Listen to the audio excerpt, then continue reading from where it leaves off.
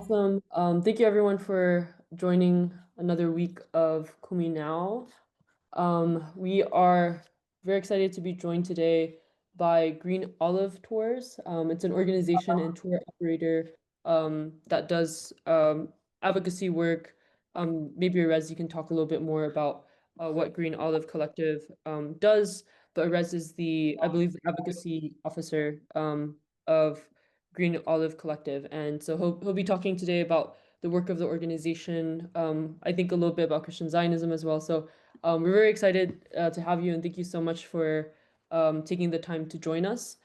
For the session, maybe I know you're planning to share something, so let me make you co-host real quick.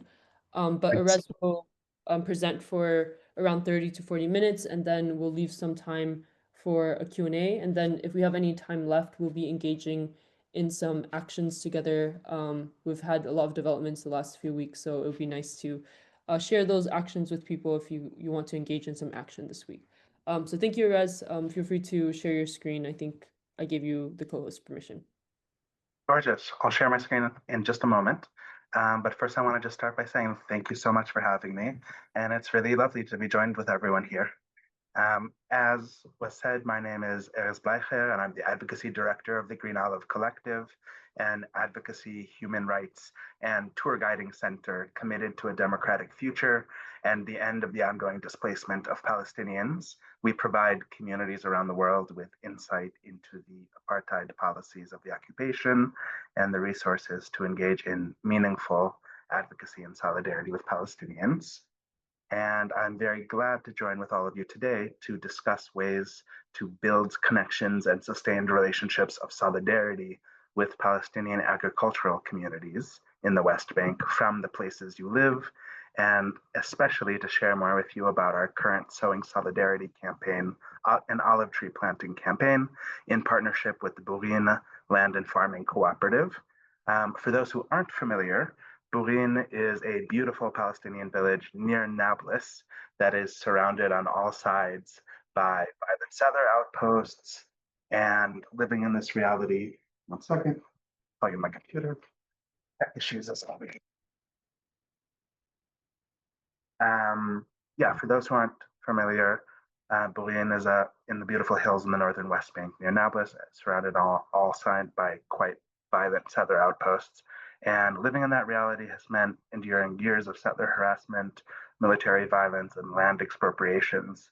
But rather than me describing to you more about the conditions and reality on the ground, I thought I would instead screen a very short part of the documentary, about 10 minutes of a short film named Bourine Under Fire that was made by the Bourine Land and Farming Cooperative to document the olive harvest last year. Of course, we're in the olive harvest also now, towards the tail end of the harvest every fall.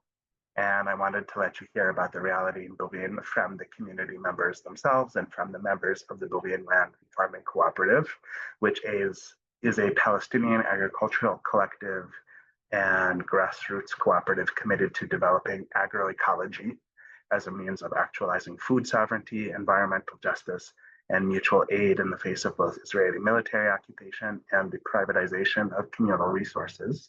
And you'll be able to learn more about their incredible work in the excerpt of the documentary I'll share. And we'll talk afterwards more specifically about ways to plug into the Sowing Solidarity olive planting campaign and how it relates to Christian ethical and political action in this specific moment, and opposition to Christian material and volunteer support for settlements in the West Bank. So one moment while I share my screen, and then we'll open it up after.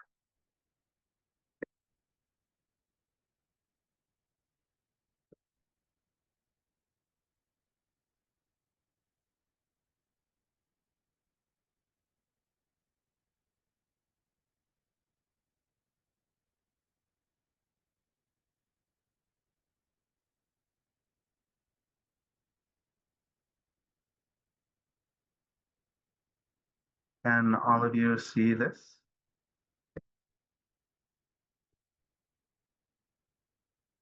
Yes, we can see it. Gorgeous. So we'll be.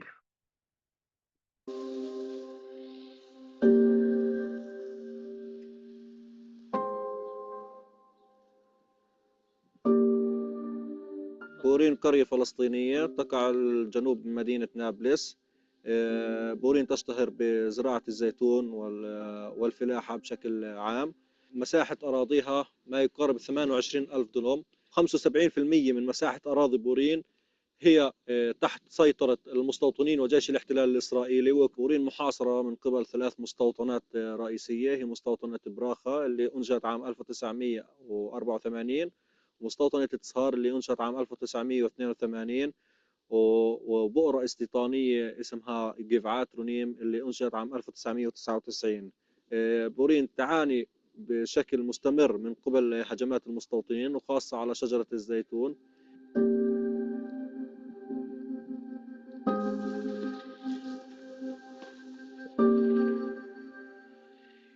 وعندنا زيتون حوالين البلد، ونحاول نكسب رزقنا من موسم الزيتون. كل سنة مرة، يعني في السنة مرة بيجي الزيتون، بيتعب الواحد عليه، بحرث وبنقب وبزبل، وعلى أساس إنه في السنة يحصل على، يعني بدنا نحكي اقتصاد بالبيع المنزلي يعني. بس للأسف يعني عندنا ظروف سيئة في قرية بورين.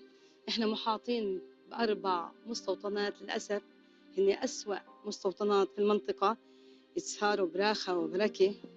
وعندنا كمان حاطين نقطة في نص، في منطقة اسمها المربعة. الجيش بمنع الناس تروح وتيجي على كيفهم. وضعنا كثير سيء، الناس بطلت، اقتصاد صفر، بدنا نكون تحت الصفر. يعني احنا مبسوطين في الأرض، بدنا نزرع في الأرض وبدنا نكلع وبدنا نعمل، بس للأسف اليهود كثير مانعيننا، مسيطرين على أراضينا. الشجر اللي نزرعه بالليل بفوت المستوطنين بيقطعوه، بيحرقوه، يعني عايشيننا في رعب، عايشيننا في حالة نفسية سيئة.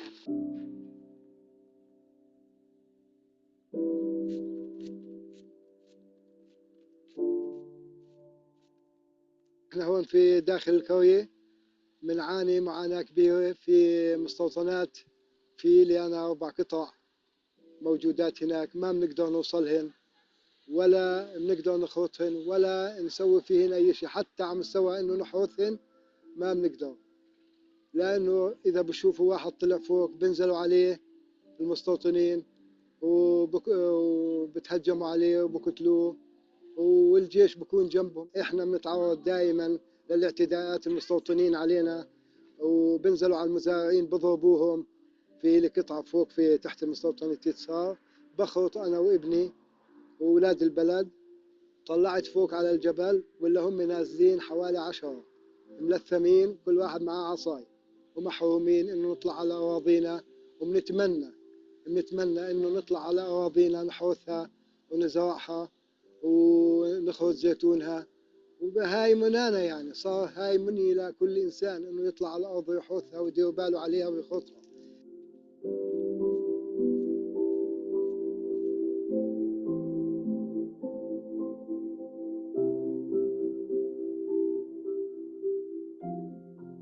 خسرت ما يقارب 16 ألف شجرة زيتون من قبل اعتداءات المستوطنين، من حيث حرق وتدمير وقطع، وحاليا بقوموا بتسميم شجرة الزيتون من خلال المواد السامة.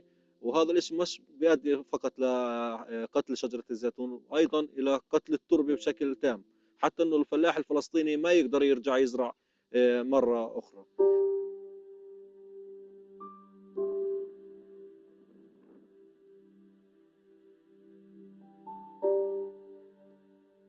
احنا في إلنا أرض عند مستوطنة براخة، كنا نخرط أنا وابني. ابني الكبير اسمه مهران، عنده أولاد طبعا، وبده يشتغل، بده زيتون وبده زيت لأولاده. يعني شو عارفين الأوضاع كثير سيئة. احنا بنخرط وتعبنا في خرطهن. هجموا علينا الجيش ومنعونا وحجزونا لمدة 4 ساعات، أخذوا الفرش تبعنا وكبوا زيتوننا. وهي أرضنا وهي حياتنا وهي هنينا قاعدين نخرط في زيتون. ما بنصدق وإحنا نخلص يودن العصر ونروح خايفين يهجموا علينا، كأنه الواحد صار يعني يجيب لقمة عيش ولاده في رعب.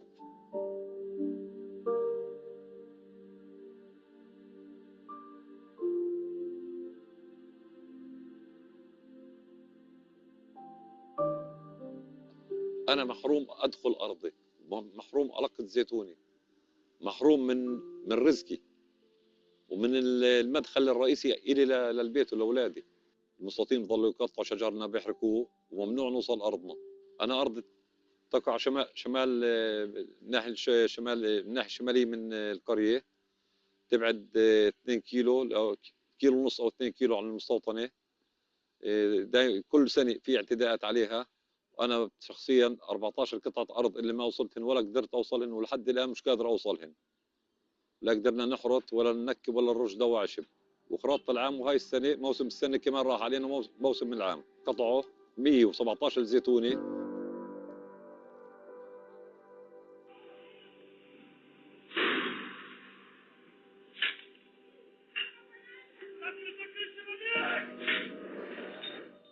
أنا والله بيتي شرقي البلد، منطقة اسمها الجهير. في مني وفوق من الشمال مستوطنة أجت في 2000، حطوا أول بيت هناك قالوا هاي نقطة عسكرية، بعدين صارت مستوطنة. صاروا بعديها كل يوم والثاني صاروا ينزلوا علينا على الدار عندي هان. هجمات المستوطنين يعني لا تنقطعش عنا. تعرضنا لإصابات، وتعرضنا لحرق السيارة، وتعرضنا إنه حاول يحرق البيت من تحت، دحدلوا علينا من فوق عجال، حركوا لنا الليمون من غاد من عند ما اجى العجل. وانا اطلع داري كلياتها يعني شبابيكها كلياتها سنتي بسنتي مثل السجن، ما الواحد ما بقدر يفتح شباك ولا شيء.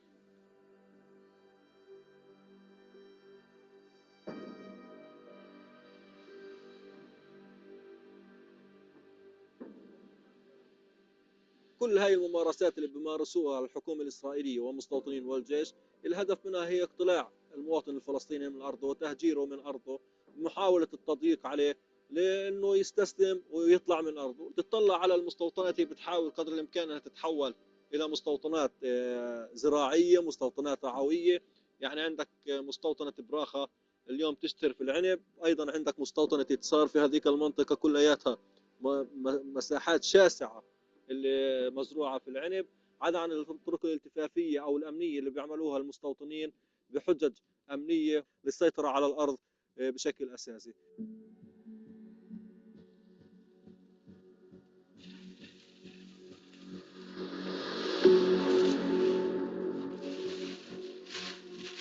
أخذوا الأراضي وحرتوهن زرعوا فيهن إلهم عنب. هسه أصبح صارت لهم الأراضي هاي، صارت لهم كلها زارعينها عنب. ممنوع هسه الأراضي من شارع الالتفاف فوق، ممنوع واحد منا يفوت على أرضه أو ياخذ مثلا يستغل أرضه في الزراعة أو إنه يخرج زيتوناته. سرقوا الزيتون، واحد بيكون من الصبح للعصر قاعد بلم في زيتوناته ومبسوط بده يروح يدرسهن. بيجي المستوطنين رعاة المستوطنين بيجوا باخذوهن، حتى مش بس باخذوا الزيتونات وبضربوا اصحاب الزيتون واصحاب الارض، بضربوهم باذوهم. يعني الوضع كثير كثير سيء عنا.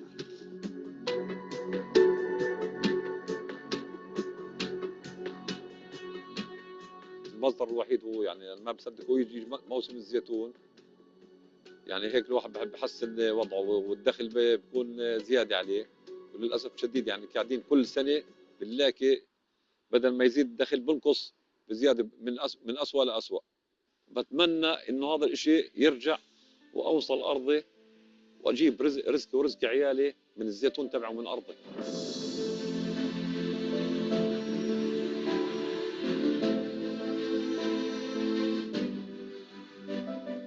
احنا كنساء وامهات اطفال ومتخرجات من الجامعات، وفي منهن اتخرجن بس مالكن للاسف شغل، اتوجهن للزراعه، عملن جمعيات. والجمعيه هاي في مساعدات من جمعيات اخرى انهم يثبتون على الارض، صاروا يزرعن بحمامات وينتجن. كانوا يتعبن ويشقين بالرغم من انهن كونن يتعبن ويعملن ويزرعن، الا انه اللي هو ثمار الخيار والبندوره اجى موسم يقطفنه، اجى المستوطن تبع اسهار منحن إنهم يخطفوا. كان مخسر عليهم، مخسر كبير. هن 6 بنات 6 نساء، كنت من الجمعية زرعن وتعبن، بس للأسف راح زرعهن.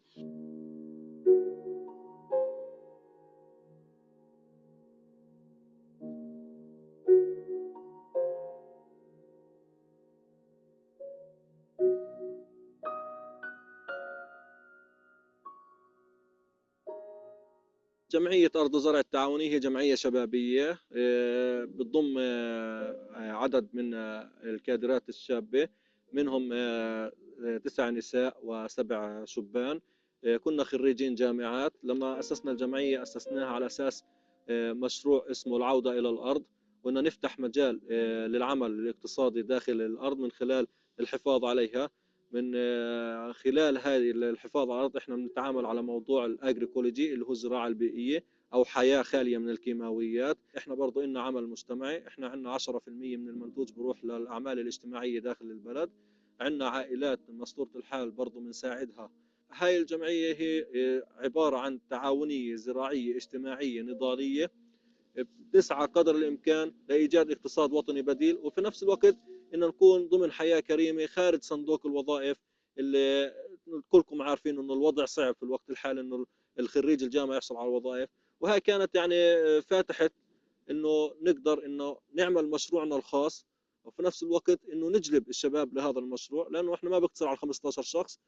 ولكن يعني هناك صعوبات لا هناك صعوبات طبعا احنا بنواجهها من خلال قعدنا على مدار 7 شهور منعنا من الوصول لبيوت البلاستيك من خلال الاعتداء علينا من قبل جنود الاحتلال والمستوطنين واطلاق النار علينا واغلاق البيوت البلاستيك. كان هناك العديد من الخسائر عندنا في الجمعيه. احنا رسالتنا واضحه انه احنا مواطنين، ما في حدا بيحمينا، احنا بنحمي حالنا من حالنا من خلال تواجدنا في الارض. احنا صدقا بنطالب المتضامنين الدوليين ومنطالب أحرار العالم بالوقوف إلى جانبنا، مش فقط بالشعارات، لا احنا بحاجة لوقفة جادة مع المزارع الفلسطيني، بحاجة لوقفة جادة مع المواطن الفلسطيني انه يعيش بكرامة، بعيش بأمان في هاي البلد.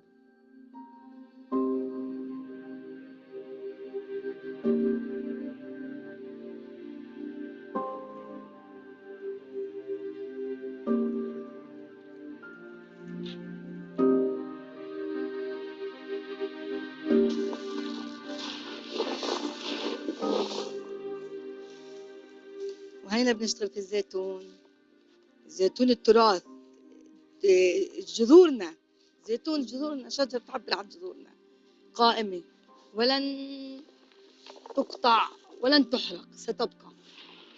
طيب شو ما بيعملوا فينا بنرد نرجع، ما فيها هيك الدنيا. نرجع لأرضنا، نرجع لبيوتنا.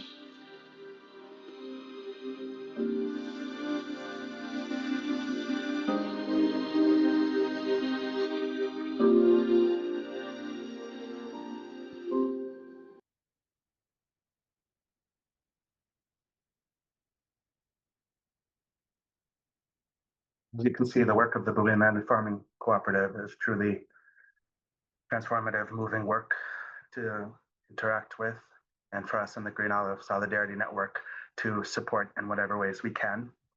And one of the ways we do that is by trying to build an international solidarity network in the last 2 years called the Green Olive Solidarity Network that is attempting and working with people around the world to deepen and expand the possibilities of international solidarity and co-resistance with Palestinian communities on the ground in the West Bank, and to build sustained and ongoing relationships and direct contact between communities abroad and communities on the ground.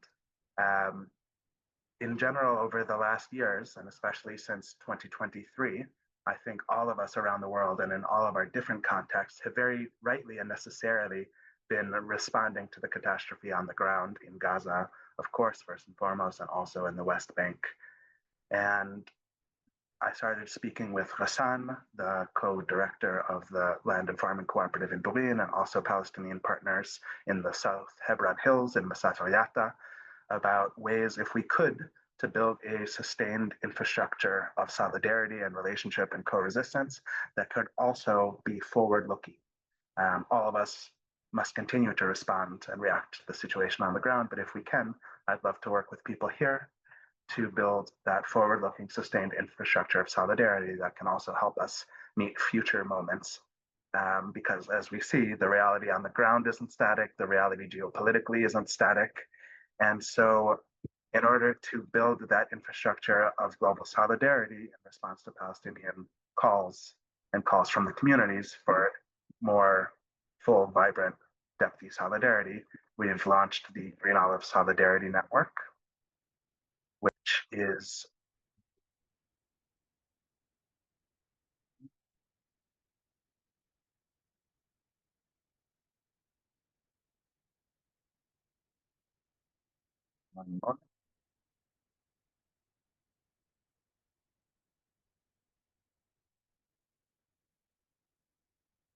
is a new global network of advocacy and mutual aid with Palestinian communities in the West Bank that's comprised both of individuals and local chapters, local solidarity circles around the world and in different municipalities around the world, cities around the world. And each solidarity circle is a group of people committed to maintaining sustained and direct relationships of solidarity with Palestinians, amplifying the voices of activists living under occupation, supporting on the ground activism in the West Bank, and becoming advocates for change in local communities. Or, of course, many people here are already engaged in important work in solidarity and human rights organizing, but finding ways to integrate the calls to action and the relationships with Palestinian civil resistors and human rights defenders on the ground into the important work that's already being done. And participants join monthly online meetings with residents of communities in the West Bank in order to maintain direct contact, learn about the lived reality of occupation, engage in advocacy in the places they live, and ground that advocacy in direct connection and relationship with Palestinian community efforts on the ground and people living under occupation. And people also contribute on a completely sliding scale each month to sustain regular solidarity projects and work days on the ground in the West Bank and tangibly support the steadfastness of Palestinian communities in the face of military occupation, in the face of land expropriation, settler violence, and the threat of forced transfer. And over time, we've started to orient towards large global campaigns that all the members of the network, all the different chapters, solidarity circles participate in. And of course, right now we're in the middle of the olive harvest, but right after the olive harvest is the olive planting season in late December, early January. So for the second year in a row, we're right now in the middle of our we've called the Sowing Solidarity campaign, where people around the world, communities around the world, congregations around the world, human rights organizations around the world host educational events, film screenings, different types of communal gatherings to educate about the reality of Palestinian agricultural workers and farmers on the ground, and to help to sponsor olive trees in the West Bank. So last year was the first time we engaged in this campaign, and it was very meaningful. As you heard in the documentary, the farmers in Bulleen say olive trees for Palestinians are their heritage. Their rootedness represent their steadfastness in the land and the cultivation of a future, of a sustainable future for themselves, their communities, and their children. And specifically this year, Ghassan and the Land and Farming Cooperative wanted to frame the whole olive planting campaign, where communities around the world support farmers to purchase olive trees, specifically to replace olive trees that settlers had destroyed in the last year. He was specifically wanting to frame it in opposition to Christian right-wing Zionist organizations like Hayovel that bring Christian pro-settlement volunteers to work on settler vineyards in Habracha, Yitzhak, and other violent extremist settlers that are actively expropriating the lands of Bulleen and other villages in the Nablus district. So if I can show you quickly.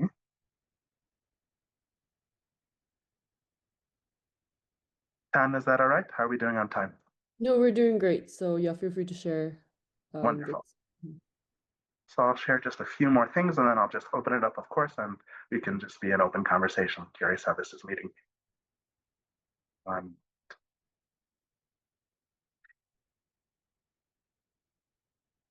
So here is the global call to action for this year's Sow in Solidarity campaign to plant Palestinian olive trees and not settler forests. And as I mentioned, this year it is framed specifically as a counter to the tree planting initiatives of pro-settlement Christian organizations like Hayuvel, which is a Christian Zionist organization that claims to bring Christian volunteers from around the world to, in its words, Judea and Samaria to plant trees, fulfill biblical prophecy, and quote, if you click, I could show you the link on the website. This is on the homepage, become equipped to be ambassadors for God's kingdom, end quote. In practice, this means marshaling international tax-exempt funds and resources to advance the expropriation of Palestinian lands as part of an overt project of dispossession. Residents of Burin have watched for years as Christian Zionist volunteers collude with violent settlers in Har Bracha and other surrounding settlements to advance the seizure of their lands, the destruction of their olive orchards, and all under the protection of the Israeli military. These volunteers are representatives, of course, of a powerful network of Christian Zionist lobbies, nonprofits, and national organizations that are a linchpin of contemporary US, UK, and EU support for the occupation. And we're very glad to partner with the Boolean Land and Farming Cooperative to counter Hayuvel and specifically their tree planting Greening Israel project by planting Palestinian olive trees instead of settler forests. So the Boolean Land and Farming Cooperative in this campaign is inviting people around the world to host solidarity events, film screenings, and mutual aid actions in their own communities, your own communities, raise funds to sponsor olive trees to plant on the ground and replace the olive trees that settlers have destroyed in the last year, and generally work to support the steadfastness of Palestinian farmers. And very lastly, I thought I'd just show you a little bit of the work we've done on the ground, and that's been made possible by people around the world in the last weeks.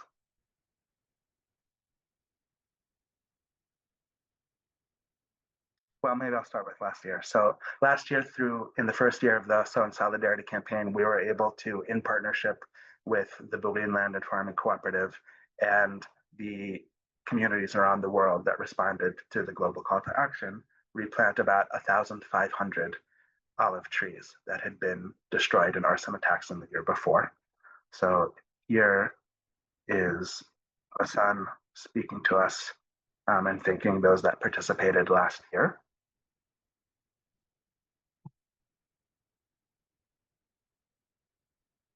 Planting the trees in Burin, it's really appreciated, and this is like mean a lot for us, especially for solidarity things with the people and with the village, and this is like make us like to think we are not alone here, and there's like people around the world who stand with the Palestinian right to be in them land and them village and to planting and do the right things for themselves.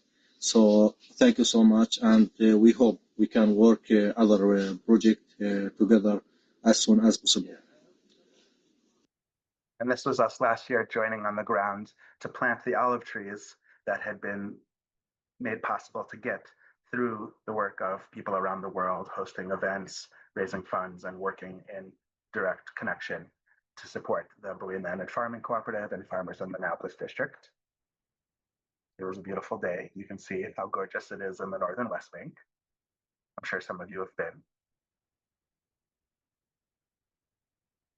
And just a week ago, we went to harvest olives in Boolean with the community and with Hassan and the Boolean Land Farming Cooperative. And this is from that day of a week or two ago. We are olive harvesting in Burin, where 30 international solidarity activists were arrested by the Israeli military en masse yesterday and are currently being deported. We came at the invitation of the community to join them for the start of the annual Palestinian olive harvest, which is a cultural, economic, and political staple of Palestinian life.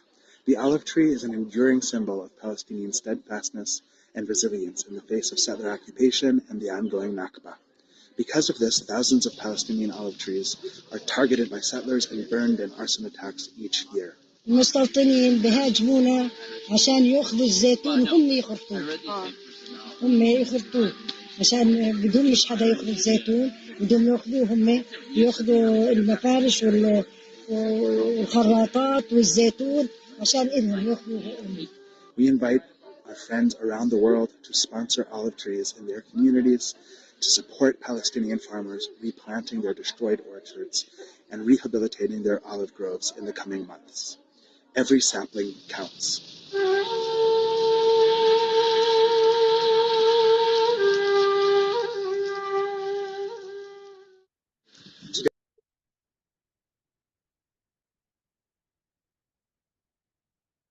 So excited to go forward with the harvest and then to plant the olive trees together in late December and early January.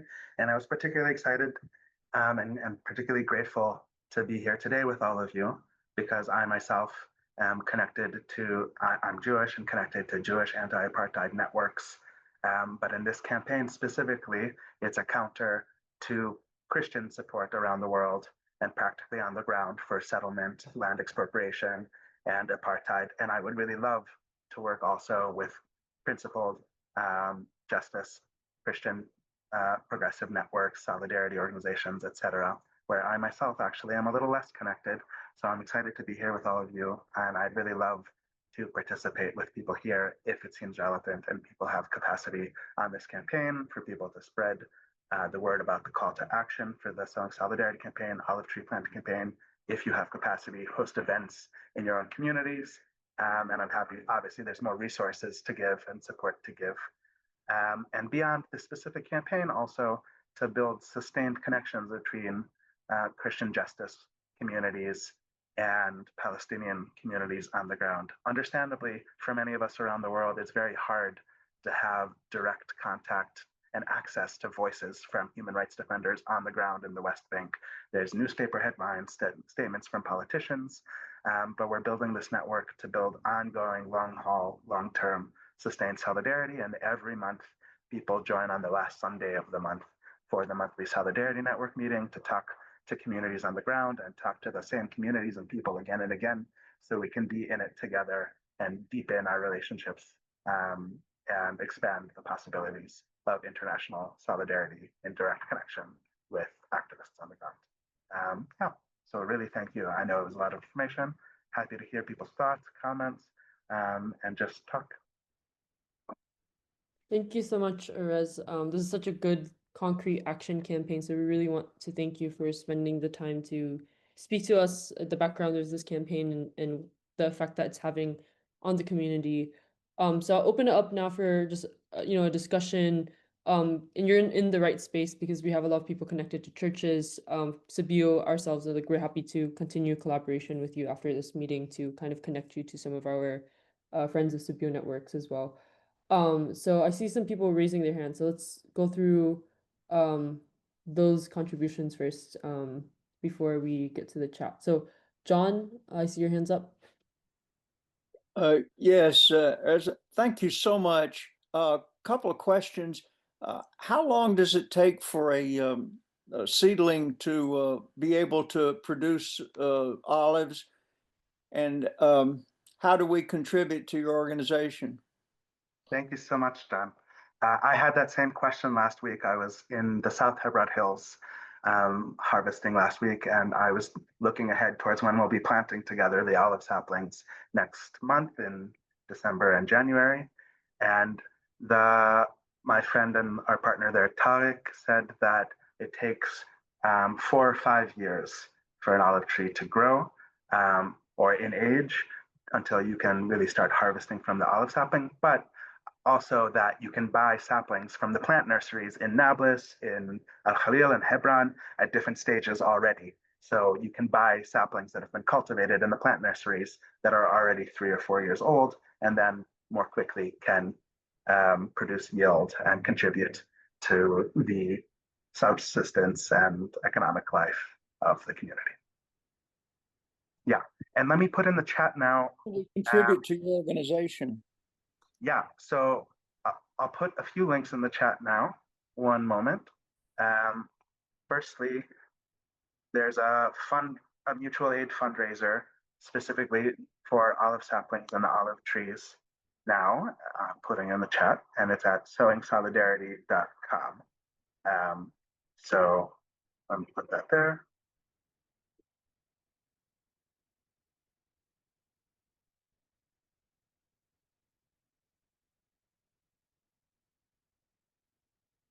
Okay.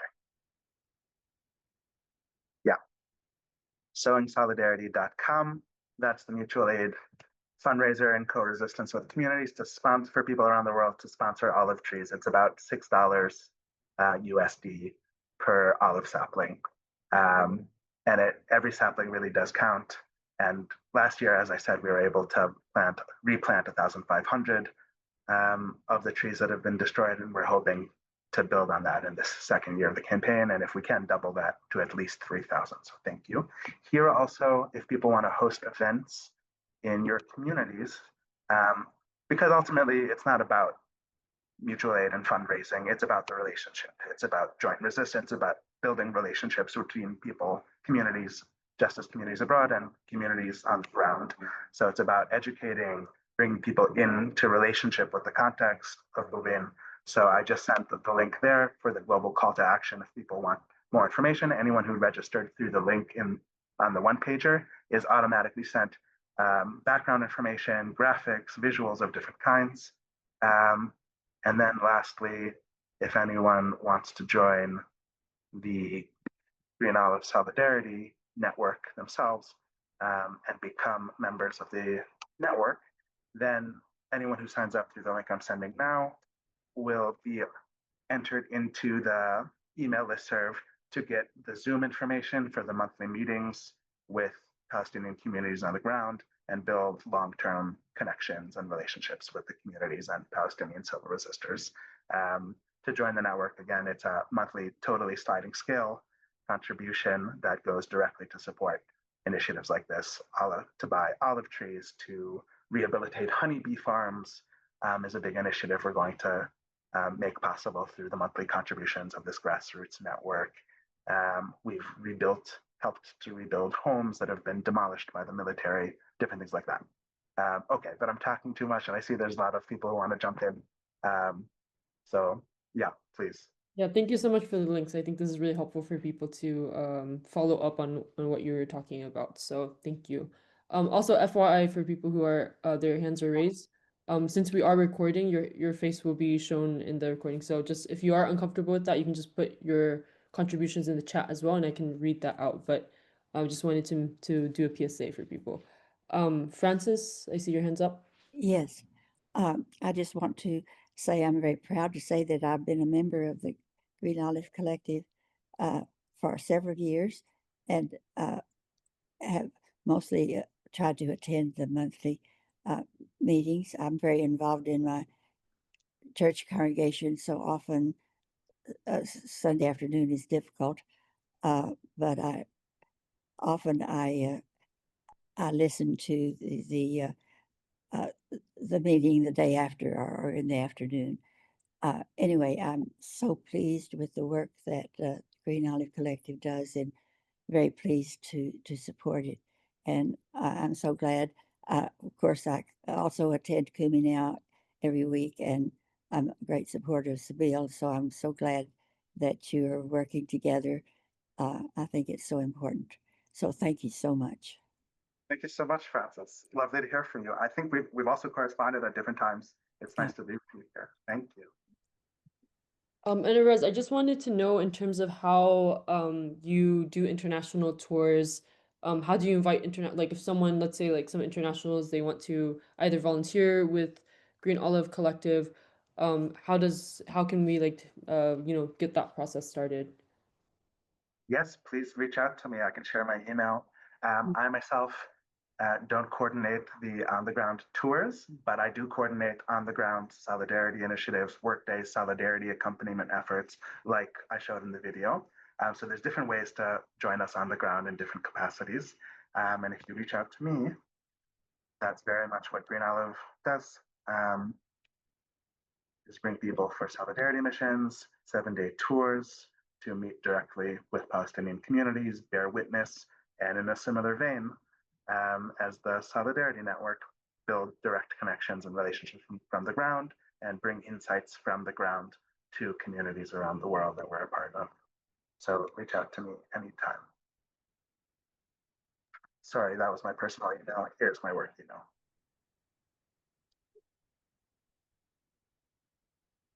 Great. Either will do. Great. So we have, so I'll make sure to send these links out after the meeting as well so that people have this. So thank you, Erez. Thank you. Sharon and Ted?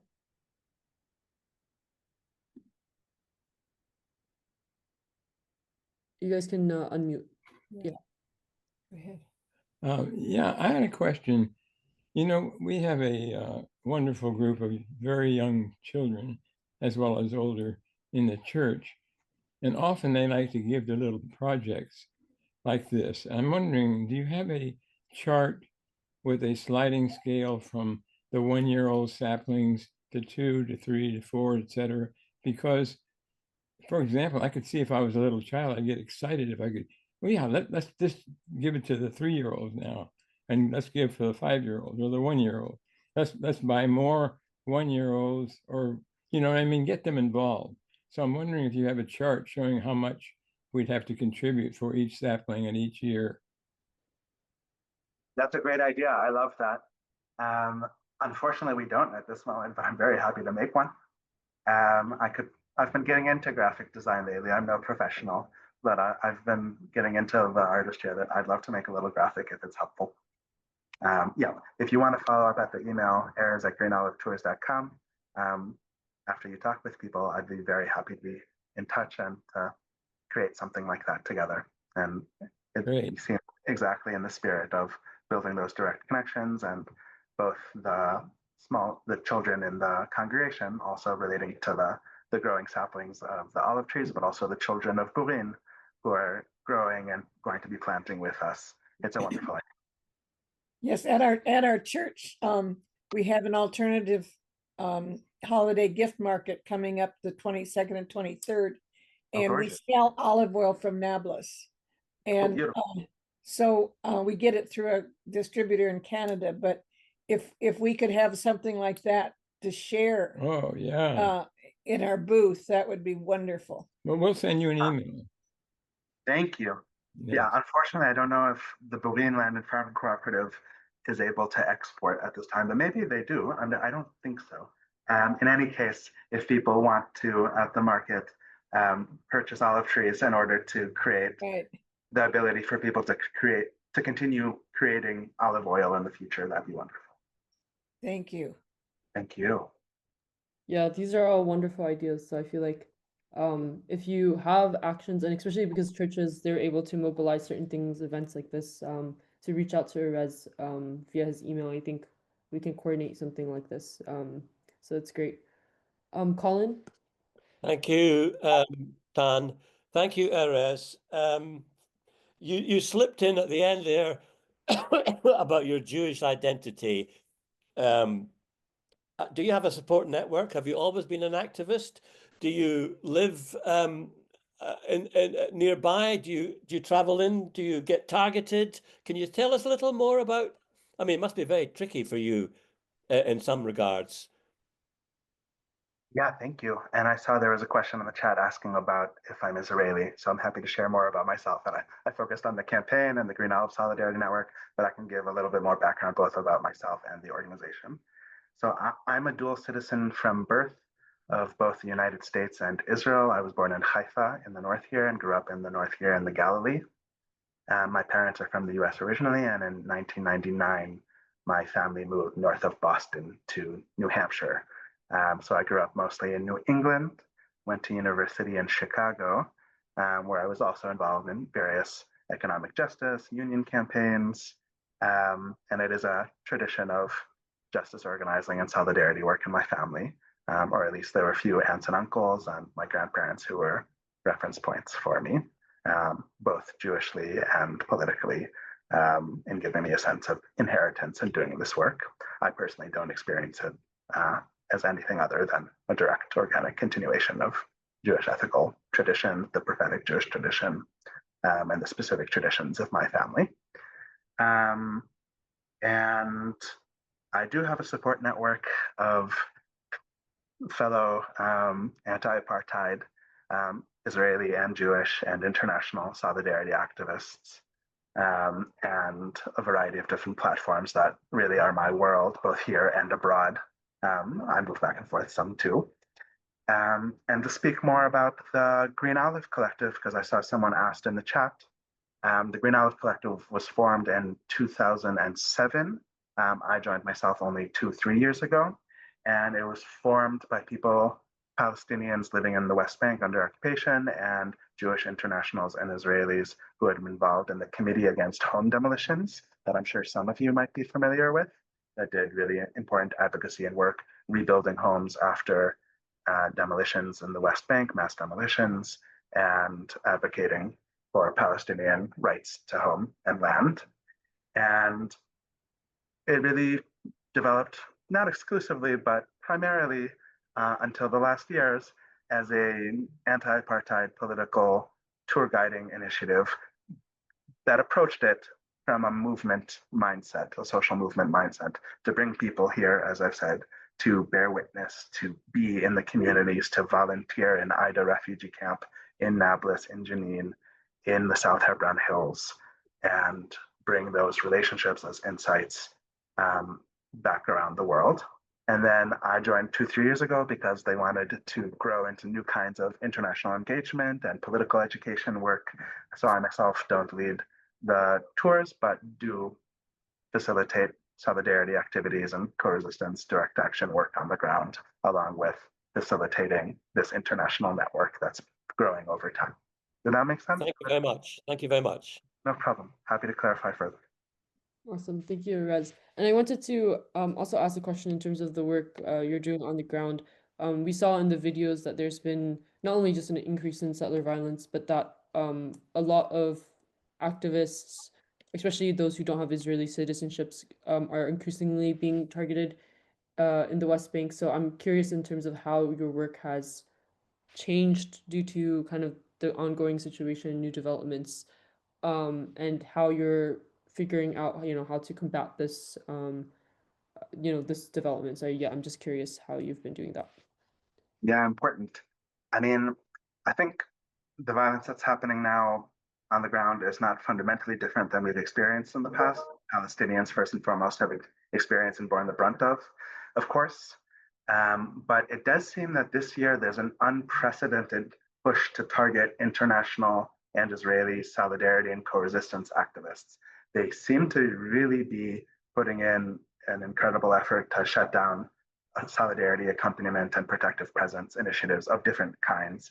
Of course, there was an incident in Bouvin where 30 were deported at once. That's not heard of, at least in my experience, in recent memory. And then a week later, 2 people I know personally were deported. So I think with Trump in office in the United States and the impunity that's given through that and the current climate on the ground, settlers have greater impunity than ever, and the military also in the state of Israel feels greater impunity than ever to try to not only shut down the olive harvest as much as they can and and damage Palestinian possibilities for economic survival, their relationship and connection and ability to access their land, etc. But also specifically, and this is the words of Vassan now from Bouvin, who was in the film, who we work with. He said the internationals are our witness. They don't want to witness to what happens. So they're targeting internationals as a way to have what happens on the ground not be known by people around the world so they can more effectively displace the Palestinian communities. And we continue to work with them to counter that. The work hasn't changed fundamentally.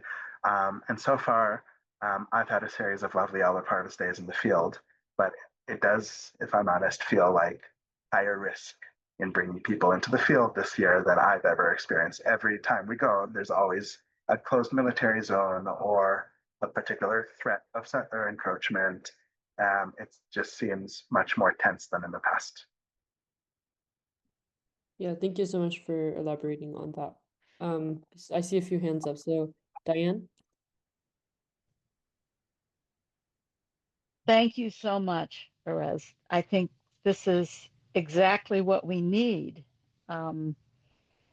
And I have just a couple of questions. I live in Corning, New York, and for the past year or so, a member of the collective has been, who is Jewish, Ira Manhoff. I don't know if you know him, but you do know him. I've interacted, I've corresponded. Okay.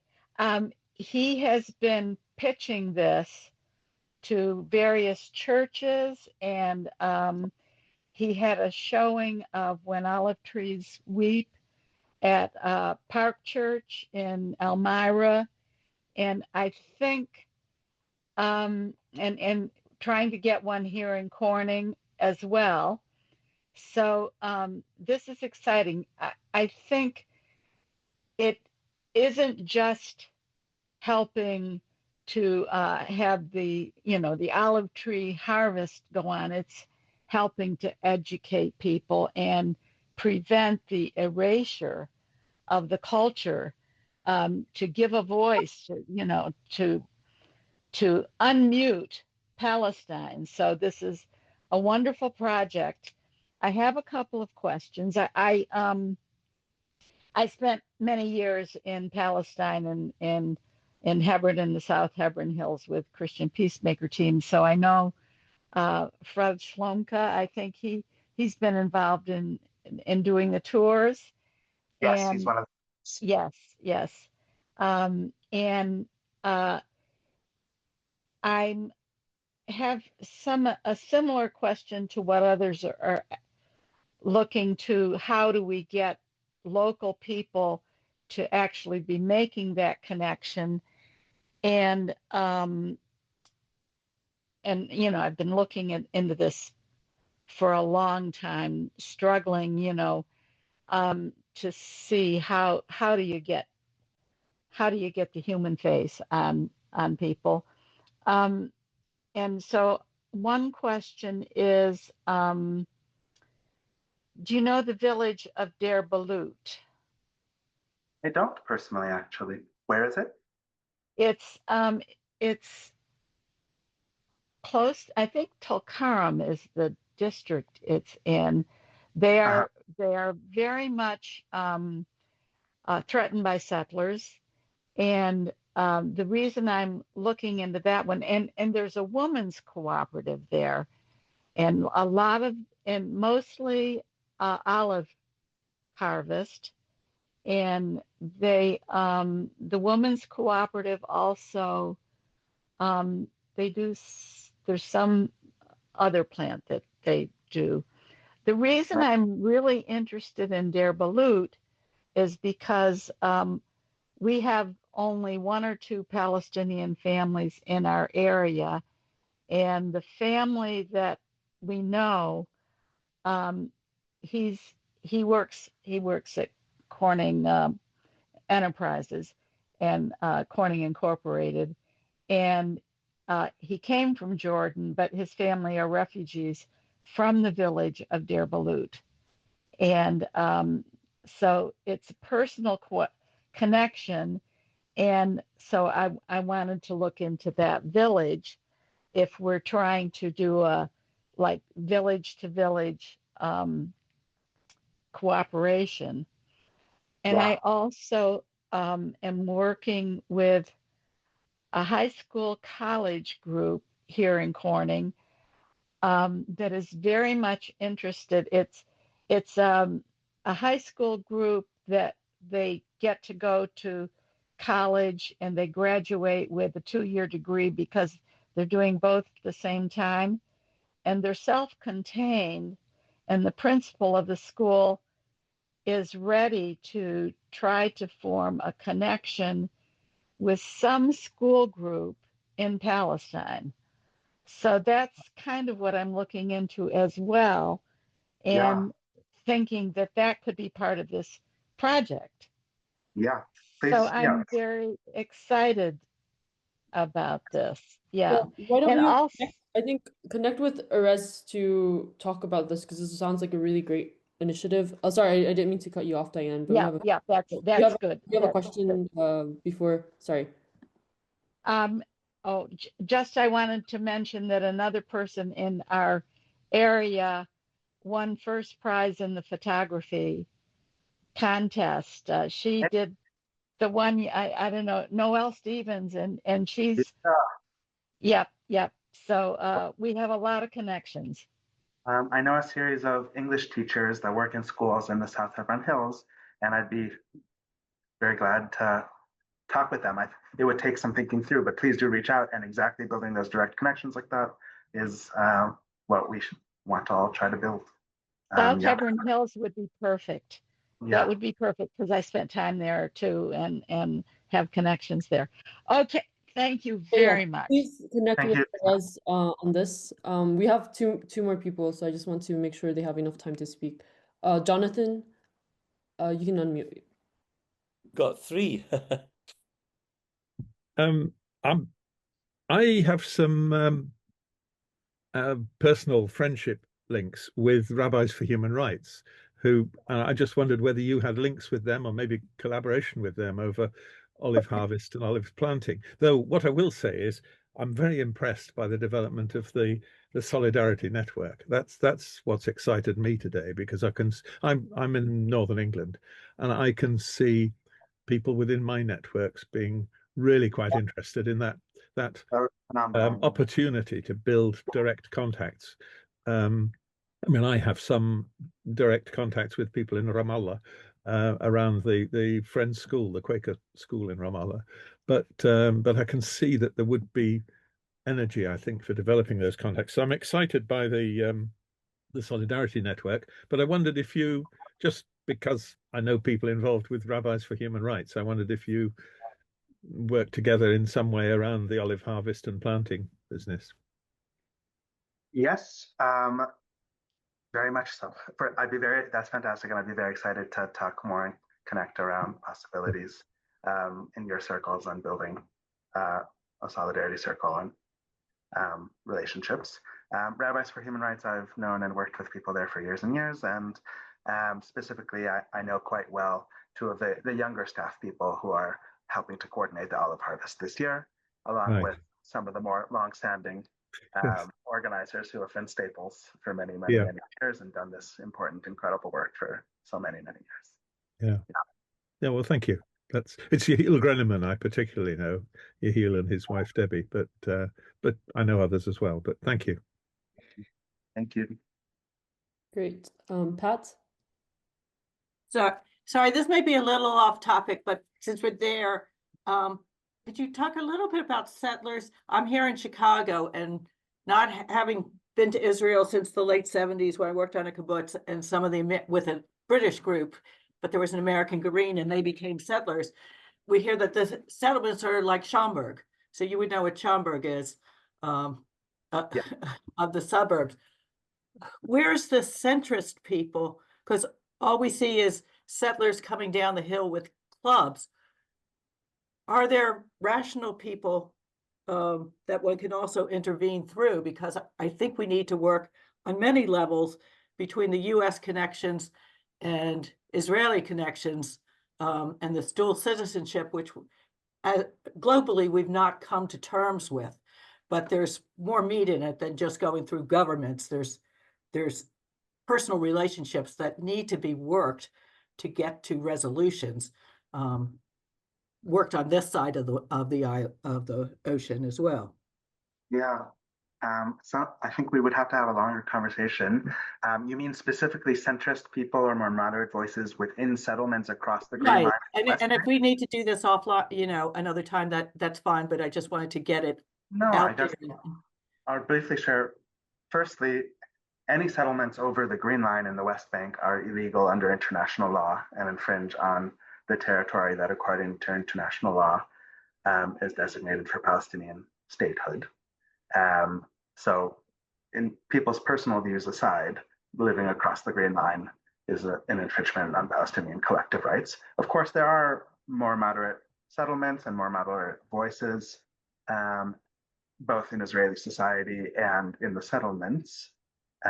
But the state's policy itself is to build settlements. Again, they've always been illegal. And we've Yeah, played with this illegal stuff for 50 years. So we need to, pop the bubble and pull the sand out from within. Yeah, there are also people who live in settlements who are there because it's the closest thing to a public housing program Israel actually has. The government sponsors people, subsidizes people to live in settlements. Sometimes people end up in settlements because of poverty, because it's government policy and design, but that's part of a strategic military stratagem of displacement and of conquest of the territory at the expense of Palestinians. So must be challenged. But yeah, I'm happy to talk more. Okay. I mean, no, we could do, yeah. Is there a large American contingent? I would say disproportionate. I don't know about large or the majority, but there's a disproportionate number of American ideological people in the settlements, yes. Thank you. Yeah, I see there's Jan, did you want to jump in? Thank you, Pat. Very happy to talk more. Thank you, Eretz. Just one question. We need to expose more in Europe also those organizations, Christian Zionists, that do support the settlers. And do you have names of organizations? We know one in the Netherlands who does support settlers in general, but nothing specific. So if you have names of organizations doing this horrible work with the settlers, can you give more information, perhaps on your website, in the chat or whatever? Yeah, important. So the Olive Tree Planting Sowing Solidarity Campaign is specifically countering the work of an organization called HaYovel. I'll write it out, which is a pro-settlement Christian organization that brings volunteers, and they're working to sponsor settler olive trees, settler forests on top of Palestinian lands as part of a project of displacing Palestinians. So that's a major organization. Otherwise, I'm not an expert myself beyond that. I'm most familiar in the United States with CUFI and Christians United for Israel, one of the most, if not the most powerful lobby supporting settlement and apartheid in the United States. So I think I'd be very excited to work with you and others here to build more knowledge, information, and ways of countering that and platforming Christian ethical and political voices that stand for justice and dignity for all. Okay, thanks a lot. Yeah, thank you all. Thank you, Rez. I know we're a little over time, but I just want to highlight a few things I put in the chat with, I know, Pat, you talked a little bit about settlements, so you can connect actually with Ir Damim. They're very good in educating about settlements, and they kind of have a very deep knowledge in terms of the ideological geographies. Obviously, in the West Bank, it's getting more and more like, I mean, obviously, as Erez said, this is state policy, but also settlers are getting even more ideologically driven. And there's been kind of a movement to kind of in those areas. And in East Jerusalem, it's a little slightly different. So there's kind of a different context, partly because even though there is settlements in East Jerusalem, with the exception of, let's say, Sheikh Jarrah or Silwan, which are more ideologically driven, like the French Hill or certain very established settlements, a lot of those settlers don't really even know they're settlers a lot of the time. So there's a big geographical difference sometimes too. So you can connect with Ir Damim. They're actually very good in educating about this issue, and they're currently actually doing a campaign to combat the E1 construction plan, which is basically a plan that is planning to split the West Bank in half and connect, basically split Jerusalem from surrounding areas. So you can kind of learn more about that. I put the YouTube video for their video a few weeks ago if you want to learn more about that. I don't know if there's anything else you want to add, Erez, but I saw, the links are great, so I just want to, I'll send those links again after the meeting. No, I guess I just want to end by, of course, saying thank you and appreciate everyone making time to join together and discuss. And specifically, please do reach out. I'll send my email once more in the chat. If there are Christian organizations, justice networks, specific congregations that want to either form a solidarity circle and be in the network in a more full way going forward, please let me know. I'd be really excited to build connections. And if people want to host an event in your community, anything from an informal salon to a larger educational meeting or screening, panel discussion, anything at all, to help sponsor olive trees and educate about Palestinian olive harvest and farming, that'd be great too. So thanks so much, everyone, and really hope everyone has lovely days and to be in touch in the future. Thank you, Rez. And thank you so much for the work that you're doing, and we hope it continues to bear fruit. And we look forward to also collaborating with you as Sabeel. So thank you. Thank you. You too. I'll Thanks for stay on moderating. for a few more minutes, I'll stay on just to share some actions. So feel free, you can stay if you want, Rez, but I know it's late in Jerusalem, so yeah, feel free to hop off. But first of all, thank you everyone for joining. Again, I'm going to just like reshare some of the links that you guys sent so that you can take a look at them and donate if you would like. So let me just send a few of the links again.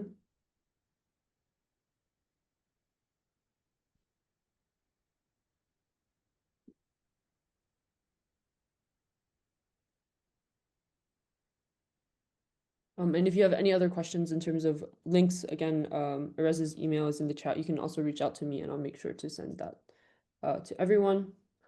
So there's that.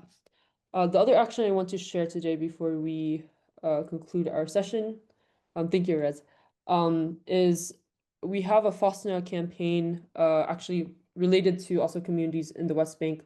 So I'm not sure if people have heard, but Al, which is in the southern Hebron Hills, recently, I think last week, received demolition orders by the Israeli military. So this includes residential areas, community areas. And ever since the demolition orders, Khalil, who is the late Adey's brother, Adey, who was killed by an Israeli settler a few months ago, Khalil is still continuing to fight for the community. And he reached out to me to tell me that every single day this week, he just sent me actually 2 minutes ago some more updates.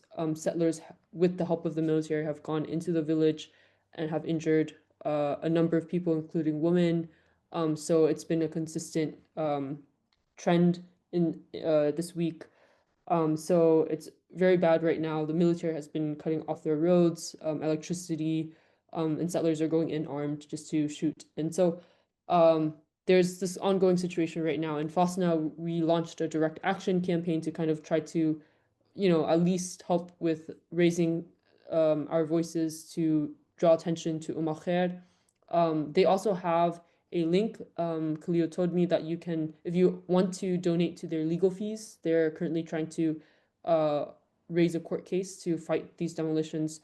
You can donate to them, and then you can share FOSNA's link as well. So I'm going to put that link in the chat if you want to share that. That's another concrete action that you can do today, along with what Erez shared with us.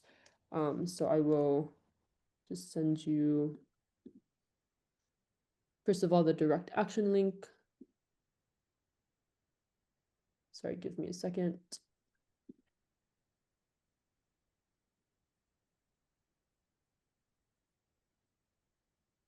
Sorry, it's going to take a little bit. My internet's a little slow, so okay.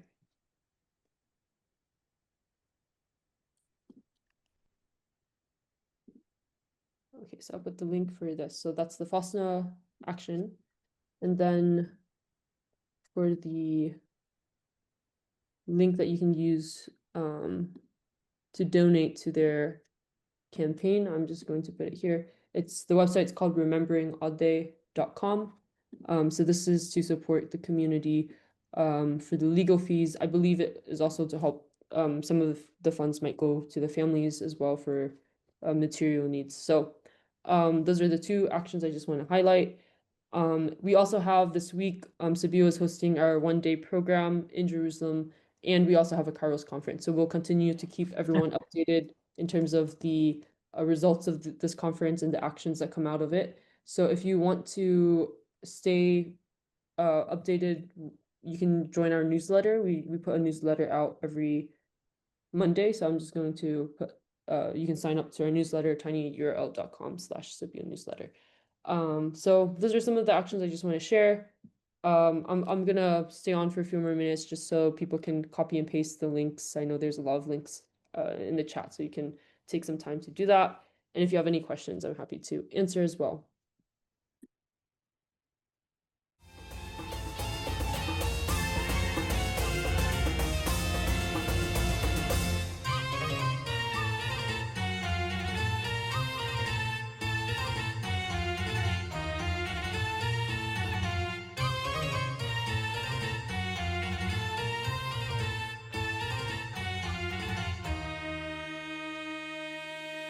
Thank you.